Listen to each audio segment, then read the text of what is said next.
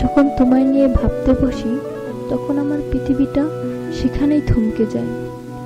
মনে একটা প্রশ্ন জাগে, তুমি কি সেই তুমি যার জন্য আমার অস্তিত্ব বিলীন করতেও দ্বিধা করিনি?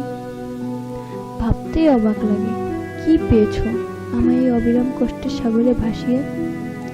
হয়তো অনেক কিছুই, নয়তো কিছুই না। আচ্ছা বলো তো, তুমি কি পারবে অন্য কাউকে সুখী করতে?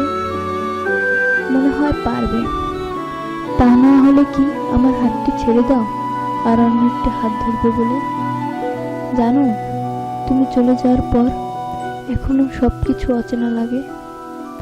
কাউকে আর সহজে বিশ্বাস করতে ইচ্ছা করে না। হাসতেও পারি না আগের মতো। নীরবতা আর একাকিত্বে ভরপুর আমার জীবন। চারপাশটা এখন ভেলাভূমি ছাড়া আর কিছুই মনে হয় না। তোমার স্মৃতিগুলো প্রতিনিয়ত আমায় কাঁদায়।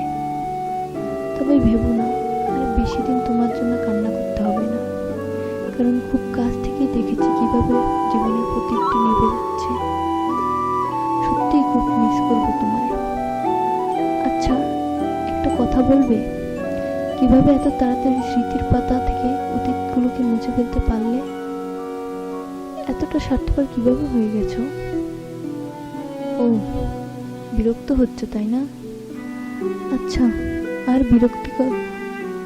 বিরক্ত করবো না তোমায়। ভালো থেকো তুমি।